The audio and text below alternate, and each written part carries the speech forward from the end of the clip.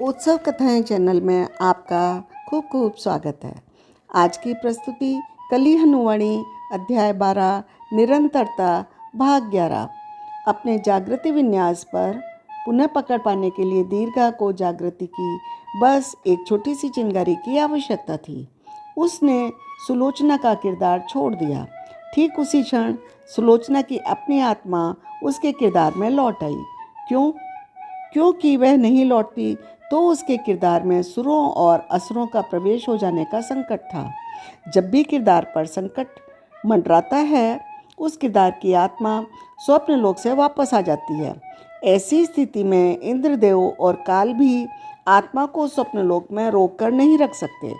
अब निरंतरता के बारे में सबसे महत्वपूर्ण बात जो बहुत सारे साधक बड़ी कठिनता से समझ पाते हैं, जिस पल दीर्घा की आत्मा सुलोचना के किरदार से अलग हुई और सुलोचना की आत्मा अपने आत्मा के किरदार में प्रवेश किया, उस पल तन में कोई व्यवधान उत्पन्न नहीं हुआ।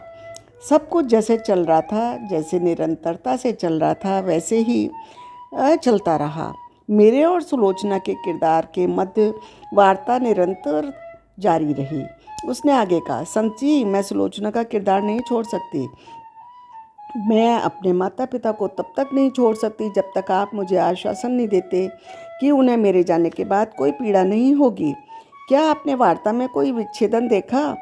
उसका किरदार अभी भी उसी आश्वासन की मांग कर रहा था, परंतु किरदार के पीछे की आत्मा बदल गई थी। दीर्घा की आत्मा की जगह सुलोचना की आत्मा आ गई थी। आपको सुलोचना का किरदार छोड़ने की आवश्यकता नहीं है, आप सुलोचना ही हो, मैंने उसके अनुरोध का उत्तर देते हुए कहा।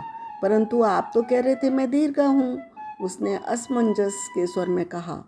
अब क्या बताऊँ, बस यूं ही समझ लो कि जब मैं आपको दीर्घा कह रहा था तब भी मैं सही था, जब मैं आपको सुलोचना कह रहा हूँ तब भी मैं सही हूँ, मैंने शांत स्वर में उत्तर दिया।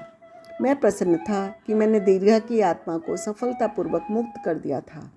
मैंने विक्षिप्त हंसी निकाली और कुछ बेतुके बोल कहे ताकि सुलोचना को लगे कि मैं अलौकिक प्राणियों से बात कर सकने वाला सिद्ध पुरुष था। दृश्य को और भी नाटकीय बनाने के लिए मैंने अपने चेहरे को भाव रिक्त कर लिया।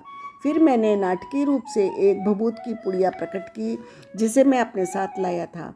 वह पुड़िया सुलोचना को थमाते हुए मैंने दृढ़ स्वर में कहा, ये पवित्र भभूति मैंने विशेष रूप से आपके लिए तैयार की है। सोने से पहले इसमें से एक चुटकी भभूति अपने माथे पर मलनी है। अगले 7 दिनों के भीतर आपको पीड़ा से स्थायी छुटकारा मिल जाएगा, यह मेरा वचन है।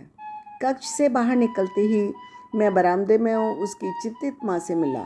मैंने उसे कुछ निर्देश दिए, अगले 7 दिनों तक क्या करना है क्या नहीं करना है।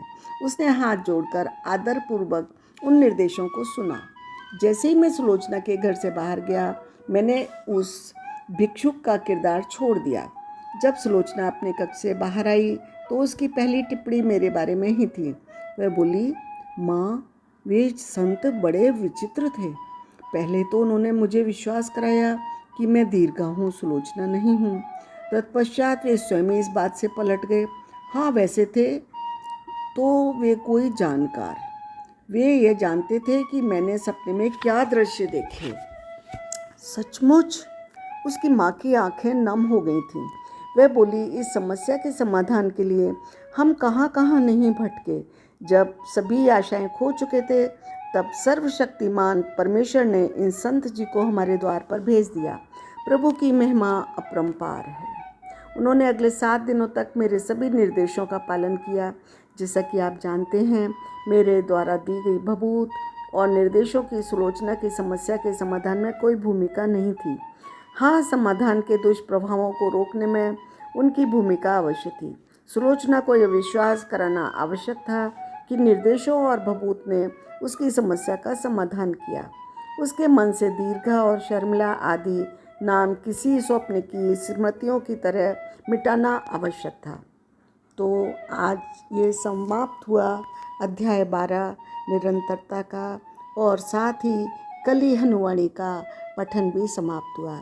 आशा है आप सभी से पसंद करेंगे और हमारे चैनल को सब्सक्राइब अवश्य करेंगे, साथ ही साथ शेयर भी करेंगे, लाइक भी करेंगे।